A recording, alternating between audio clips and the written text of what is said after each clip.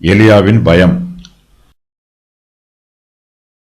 அவனுக்கு அது தெரிந்தபோது எழுந்து தன் பிராணனை காக்க யூதாவைச் சேர்ந்த பெயர்சபாவுக்கு புறப்பட்டு போய் தன் வேலைக்காரனை அங்கே நிறுத்திவிட்டான். அவன் வனாந்தரத்தில் ஒரு நாள் பிரயாணம் போய் ஒரு சூரைச்செடியின் கீழ் உட்கார்ந்து தான் சாக வேண்டும் என்று கோரி, போதும் கர்த்தாவே, என் ஆத்துமாவை எடுத்துக்கொள்ளும், நான் என் பிதாக்களை பார்க்கிலும் நல்லவன் அல்ல என்று சொல்லி ஒரு சூரைச்செடியின் கீழ் படுத்துக் கொண்டு நித்திரை பண்ணினான். அப்பொழுது ஒரு தூதன் அவனை தட்டி எழுப்பி, எழுந்திரு, போஜனம் பண்ணு என்றான். அவன் விழித்து பார்க்கிற போது, இதோ தழலில் சுடப்பட்ட அடையும் ஒரு பாத்திரத்தில் தண்ணீரும் அவன் தலைமாட்டில் இருந்தது. அப்பொழுது அவன் புசித்து குடித்து திரும்ப படுத்துக் கொண்டான். கர்த்தருடைய தூதன் திரும்ப இரண்டாம் தரம் வந்து அவனை தட்டி எழுப்பி, எழுந்திருந்து போஜனம் பண்ணு, நீ பண்ண வேண்டிய பிரயாணம் வெகு தூரம் என்றான். அப்பொழுது அவன் எழுந்திருந்து புசித்து குடித்து அந்த போஜனத்தின் பலத்தினால் 40 நாள் இரவு பகல் ஓரேப் என்னும் தேவனுடைய பர்வதம் மட்டும் நடந்து போனான். ஏசபேலின் திட்டமும் நிறைவேறுகிறது. ஏசபேல் அனுப்பிய ஆட்கள் எலியாவுக்கு அவள் சொல்லி அனுப்பிய செய்தியை சொல்லுகிறார்கள். எலியாவுக்கு அது தெரிந்தபோது எழுந்து தன் பிராணனை காக்க யூதாவைச் சேர்ந்த பெயர்சபாவுக்கு புறப்பட்டு போகிறார். எலியா தன் வேலைக்காரனை அங்கே நிறுத்தி விடுகிறார். தான் போகும் இடம் யாருக்கும் தெரியக்கூடாது என்பதில் எலியா மிகுந்த கவனமாக செயல்படுகிறார். ஆகையினால் தன்னுடைய வேலைக்காரனை கூட தன்னோடு அழைத்துச் செல்லாமல் தனியாக ஓடிப்போகிறார்.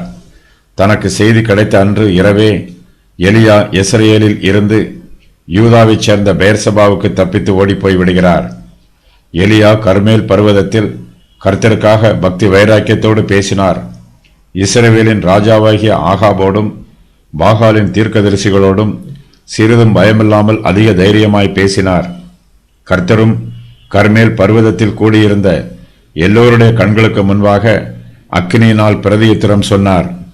இஸ்ரவேல் ஜனங்கள் எல்லோரும் கர்த்தரே தெய்வம் என்று தங்கள் வாயினால் அறிக்கை செய்தார்கள். இஸ்ரவேல் ஜனத்தாருடைய மனதிலே ஆவிக்குரிய மாற்றம் ஏற்பட ஆரம்பித்திருக்கிறது. இந்த சூழ்நிலையில் எலியா இஸ்ரவேல் தேசத்தில் தங்கியிருப்பது மிகவும் நல்லது. அவர்களுடைய ஆவிக்குரிய வளர்ச்சிக்கும் பிரயோஜனத்திற்கும் எலியாவால் ஊழியம் செய்ய முடியும். கர்த்தருடைய சத்தியங்களை அவர்களுக்கு உபதேசம் பண்ண முடியும். தான் கர்த்தருடைய ஊழியத்தை செய்யும் போது கர்த்தர் தன்னை பாதுகாப்பார் என்று எலியா நம்ப வேண்டும். ஆனால் எலியாவோ கர்த்தரை நம்பாமல் தன் பிராணனை காக்க ஓடி போகிறார். எலியாவுக்கு இதற்கு முன்பு இதுபோன்ற ஆபத்து வந்தது. அப்போது கர்த்தர் எலியாவை ஒழித்துக் கொண்டார். கர்த்தர் எலியாவிடம், நீ இவ்விடத்தை விட்டு கீழ்த்திசையை நோக்கி போய் யோர்தானுக்கு நேரே இருக்கிற கேரித் ஆற்றண்டையில் ஒழித்துக் கொண்டிரு என்று சொன்னார். ஏற்கனவே தன்னை பாதுகாத்த கர்த்தர் இப்போதும் பாதுகாப்பார் என்று எலியா நம்ப வேண்டும். எலியா இஸ்ரவேலில் இருந்து யூதாவைச் சேர்ந்த பெயர்சபாவுக்கு புறப்பட்டு போகிறார். அவர் அங்கே தங்கிவிடாமல் வனாந்திரத்தில் மேலும் ஒரு நாள் பிரயாணம் பண்ணுகிறார். இந்த வனாந்திரம் இஸ்ரவேல் ஜனத்தார் எகிப்து தேசத்திலிருந்து விடுவிக்கப்பட்ட போது கானான் தேசத்திற்கு பிரயாணம் பண்ணிய போது சுற்றி அலைந்து திரிந்த வனாந்திரமாகும். இஸ்ரவேலுக்கும் பெயர்சபாவுக்கும் இடையில் வெகு தூரம் உள்ளது. இஸ்ரவேல் தேசத்தில் உள்ளது. ஆகாப் அந்த தேசத்திற்கு ராஜா. பெயர்சபாவோ யூதா தேசத்தை சேர்ந்தது. யூதா தேசத்திலே யோசபாத் என்னும் நல்ல ராஜா ராஜ்யபாரம் பண்ணுகிறான். எலியா பெயர்சபாவிலே தங்கி இருக்கலாம். யூதா தேசத்திலே அவருக்கு ஏசபேல் மூலமாய் ஆபத்து வராது. ஆனாலும் எலியாவின் மனதில் பயம் அதிகமாய் இருக்கிறது. ஏசபேலின் ஆட்கள் யூதா தேசத்திற்கும் வந்து தன்னை கொண்டு போடுவார்களோ என்று நினைத்து எலியா மிகவும் பயப்படுகிறார். எலியா தன் பிராணனை காக்க பெயர்சபாவிலிருந்து வனாந்திரத்திலே மேலும் ஒரு நாள் பிரயாணம் பண்ணுகிறார். வனாந்திர பிரயாணம் மிகவும் கடினமானது. தான் கஷ்டப்படும் போது தன்னோடு கூட தன்னுடைய வேலைக்காரனும் வனாந்திரத்திலே கஷ்டப்படக்கூடாது என்று எலியா நினைக்கிறார்.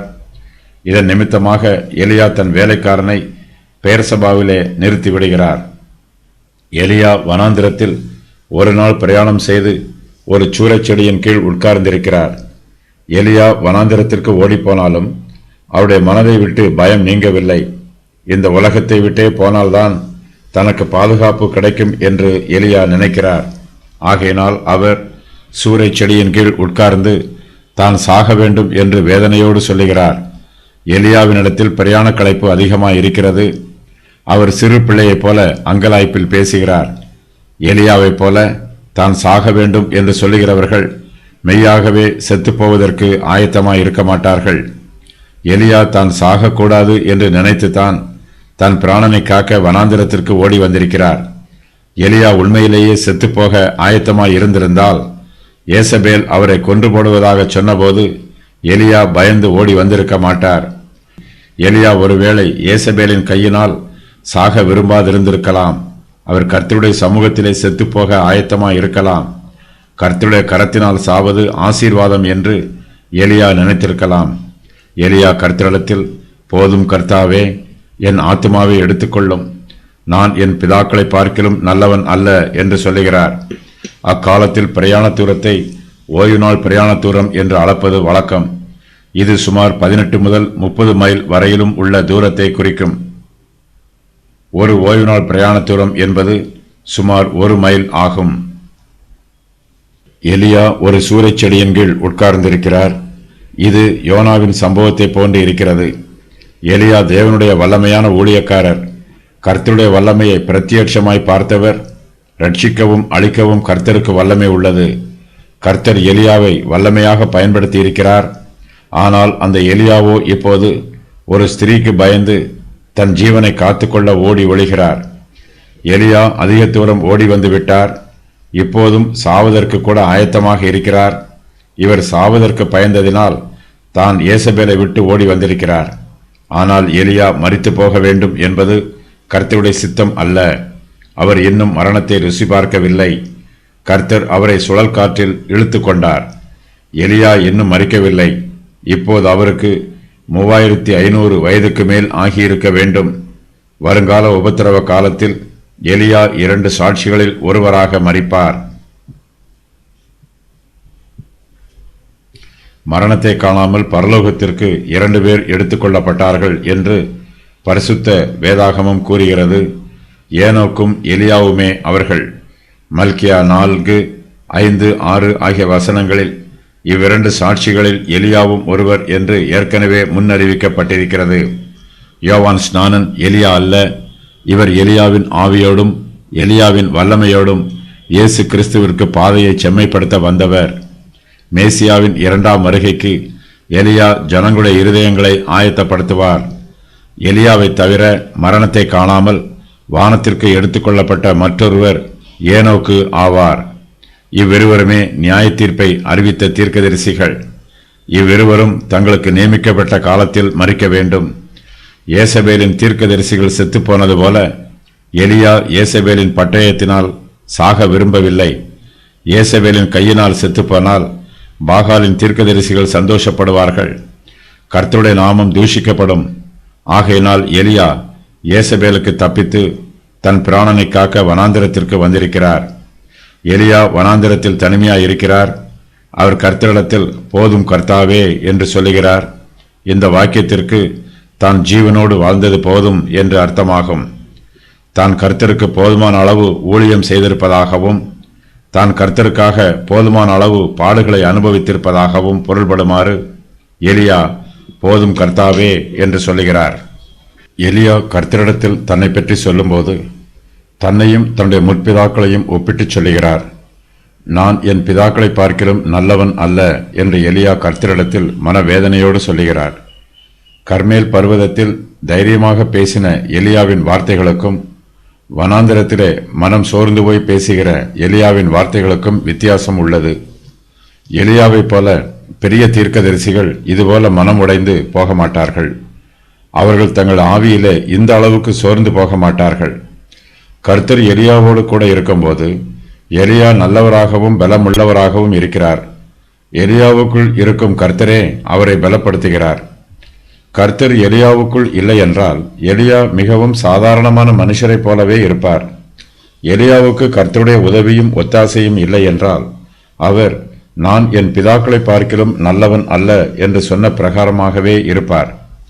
கர்த்தர் எலியாவை தம்முடைய தூதன் மூலமாக இந்த வனாந்திரத்தில் போஷிக்கிறார்.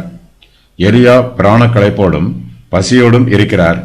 அவர் ஒரு சூறைச்செடியின் கீழ் படித்துக்கொண்டு நித்திரை பண்ணுகிறார். அப்பொழுது ஒரு தூதன் எலியாவை தட்டி எழுப்பி, எழுந்திருந்து போஜனம் பண்ணு என்று சொல்லுகிறார். எலியாவோ தான் சாக வேண்டும் என்று விரும்புகிறார்.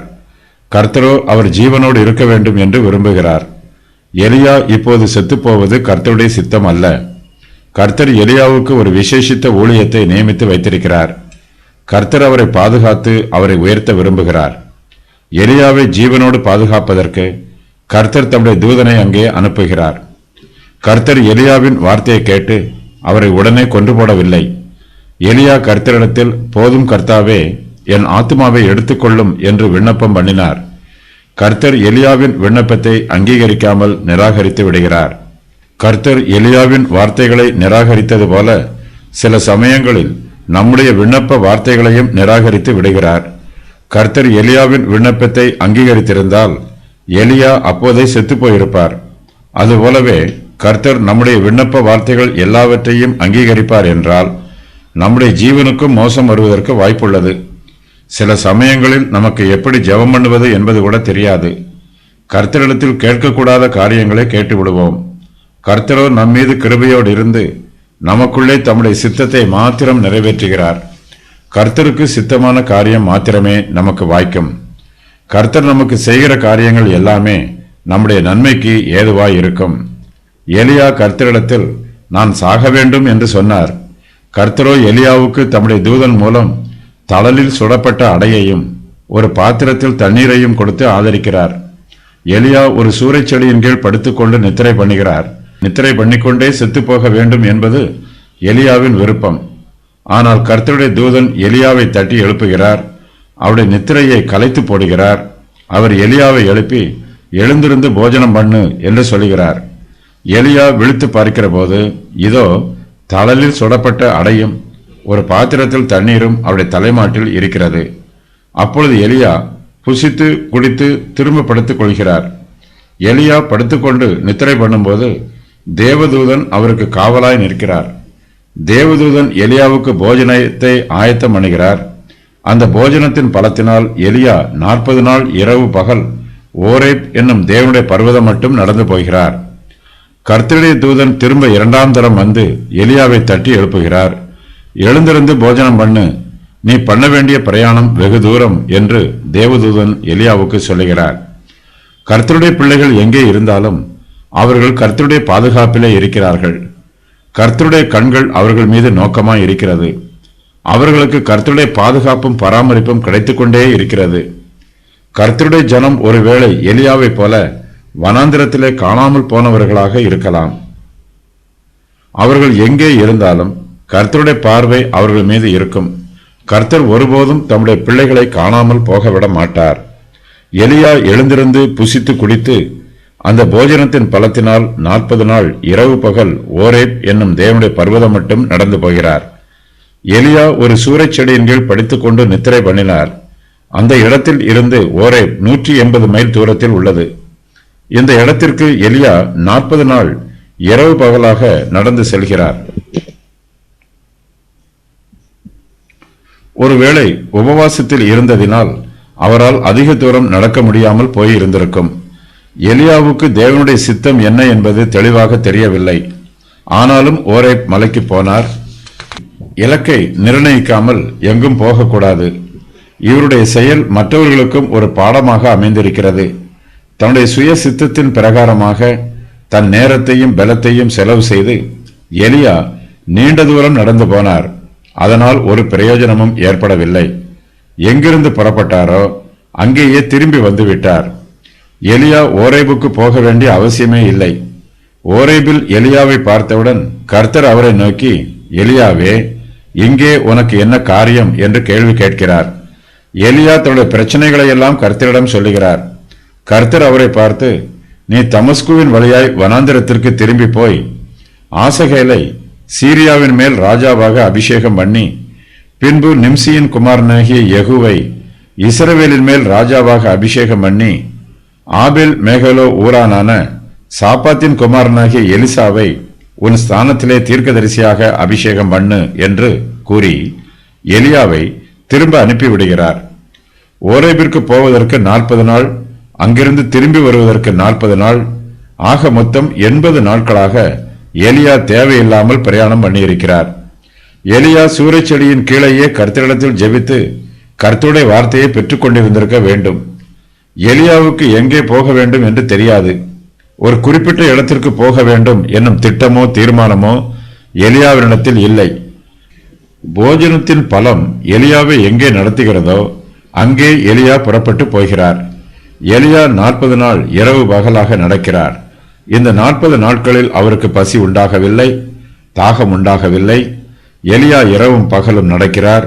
இரவு வேளையிலே அவருக்கு நித்திரையும் வரவில்லை. எலியாவின் சரீரத்தில் சோர்வும் உண்டாகவில்லை. பரிசுத்த வேதாகமத்தில் பல பர்வதங்களை பற்றி சொல்லப்பட்டிருக்கிறது. அந்த பர்வதங்களில் ஓரேப் என்னும் பர்வதம் மிகவும் விசேஷமானது. இது தேவனுடைய பர்வதம். மோசே இந்த பர்வதத்தில் கர்த்தரோடு முகமுகமாக பேசினார். கர்த்தருடைய தூதன் எலியாவை 2ஆம் தரம் தட்டி எழுப்பி, நீ பண்ண வேண்டிய பிரயாணம் வெகு தூரம் என்று சொன்னார். எலியா பிரயாணம் பண்ணும் முன்பாக கர்த்தருடைய தூதன் எலியாவை பார்த்து 2ஆம் தரமும் எழுந்திருந்து போஜனம் பண்ணு என்று சொன்னார். கர்த்தர் தம்முடைய திட்டத்தை அறிந்து வைத்திருக்கிறார். நாம் கர்த்தருடைய திட்டத்திற்கும் அவருடைய சித்தத்திற்கும் கீழ்ப்படியும் போது அவருடைய கிருபை நமக்கு போதுமானதாய் இருக்கும். எலியா பண்ண வேண்டிய பிரயாணம் வெகு தூரம். அந்த தூரத்தை பிரயாணம் பண்ணுவதற்கு கர்த்தர் அவருக்கு விசேஷித்த போஜனம் கொடுக்கிறார். இந்த போஜனம் 40 நாட்களாக இரவும் பகலும் வனாந்திரத்திலே நடப்பதற்கு தேவையான பலத்தையும் தெம்பையும் கொடுக்கிறது. கர்த்தர் எலியாவை உயிரோடு பாதுகாப்பதற்காக பல்வேறு உபாயங்களை கையாளுகிறார். ஆரம்பத்திலே கர்த்தர் காகங்களை கொண்டு எலியாவை போஷித்தார். இப்போது கர்த்தர் எலியாவை தம்முடைய தூதனை கொண்டு போஷிக்கிறார். எலியா 40 நாட்களாக இரவும் பகலும் நடக்கும்போது கர்த்தர் அவருக்கு போஜனம் கொடுக்கவில்லை. எலியா போஜனம் பண்ணாமல் 40 நாட்களாக வனாந்திரத்திலே நடக்கும்போது மனுஷன் அப்பத்தினாலே மாத்திரமல்ல, தேவனுடைய வாயில் இருந்து பிறக்கும் ஒவ்வொரு வார்த்தையினாலும் பிழைப்பான் என்னும் சத்தியத்தை அறிந்து கொள்கிறார். கர்த்தர் எலியாவை பாதுகாக்கிறார். 40 நாட்களாக எலியாவுக்கு போஜனம் கிடைக்காவிட்டாலும் எலியா பசியினாலோ பட்டினியினாலோ மரித்து போகவில்லை. எலியா போஜனம் பண்ணாமலே 40 நாள் இரவு பகலாக ஓரேப் என்னும் தேவனுடைய பர்வதம் மட்டும் நடந்து போகிறார். இஸ்ரவேல் ஜனத்தார் இந்த வனாந்திரத்திலே 40 வருஷங்களாக நடந்தார்கள். அதற்கு அடையாளமாக எலியா 40 வருஷங்களுக்கு பதிலாக 40 நாட்களாக நடக்கிறார். எலியாவுக்கு இந்த 40 நாட்களில் பசியோ தாகமோ ஏற்படவில்லை. எலியா இந்த நாட்களில் போதும் கர்த்தாவே, என் ஆத்துமாவை எடுத்துக்கொள்ளும் என்று மனச்சோர்வோடு கர்த்தரிடத்தில் ஜெபம் பண்ணவும் இல்லை. தேவனுடைய பர்வதத்தை நோக்கி போகிறவர்கள் ஒருபோதும் களைப்படைய மாட்டார்கள். கர்த்தரையே நோக்கி பார்க்கிறவர்கள் ஒருபோதும் வெட்கப்பட்டு போக மாட்டார்கள்.